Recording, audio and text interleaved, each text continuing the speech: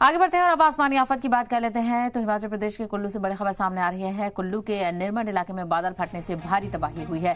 कई मकान और सेब के बगीचे तबाह हो चुके हैं। कई मकानों पर खतरा मंडरा रहा है। तो हिमाचल के कुल्लू में जबरदस्त तबाही का मंजर देखने को मिल रहा है। आपको बता चलें, लगातार हो रही बारिश की वजह से कई खतरा देखने को मिल रहे हैं और हिमाचल का वैसे ही बुरा हाल है। करोड़ों रुपए की तबाही हिमाचल में हो चुकी है और अलग अलग जगहों पर बादल फटने से भी भारी तबाही देखने को मिल रही है। और कुल्लू के निर्मंड इलाके में बादल फटने से भारी तबाही हुई है। कई इलाकों का राब्ता टूट गया है और दूसरी तरफ कई मकान और सेब के बगीचे भी इस बादल फटने से तबाह हो चुके हैं। कई मकानों पर खतरा मंडरा रहा है।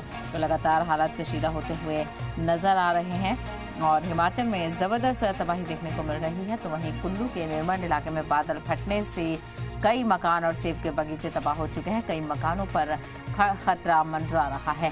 तो बादल फटने के वाकयात लगातार पेश आ रहे हैं और ऐसे में हिमाचल प्रदेश में खासा नुकसान हुआ है। पहले ही कई सौ सड़कें तबाह हो चुकी हैं और कई गाँव का, कई नशेबी इलाकों का जो राब्ता है वो मेन सड़कों से टूट गया है और ऐसे में खासा नुकसान स्टेट को हुआ है। तो वहीं कुल्लू के निर्मंड इलाके में नई तबाही, बादल फटा है और बादल फटने से शदीद नुकसान का अंदेशा लगाया जा रहा है।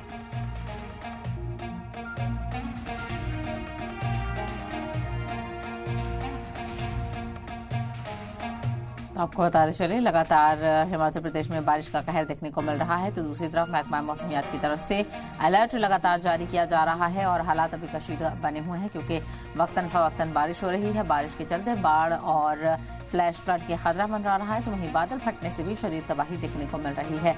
कुल्लू के निर्मंड में बादल फटने से भारी तबाही हुई है। कई मकान और सेब के बगीचे तबाह हो चुके हैं। कई मकानों पर खतरा और मंडरा रहा है। तो कई गाँव का जो राब्ता है वो मेन सड़कों से हो चुका है और दूसरी तरफ आपको बताते चलें, कई ऐसी सड़कें हैं जो कि पूरी तरह से तबाह हो चुकी हैं। तो लैंडस्लाइड से लेकर बादल फटने के वाकयात लगातार पेश आ रहे हैं। कई मकान और सेब के बीच बादल फटने से तबाह हो चुके हैं। तो फ्लैश फ्लड एकदम से आती है बादल फटने के बाद और लोगों को खासा परेशानी का सामना करना पड़ रहा है। कई इलाकों में बिल्कुल भी बिजली नहीं है, बिजली ठप पड़ी है। दूसरी तरफ जो रोड कनेक्टिविटी है वो पूरी तरह से मुतासिर हुई है।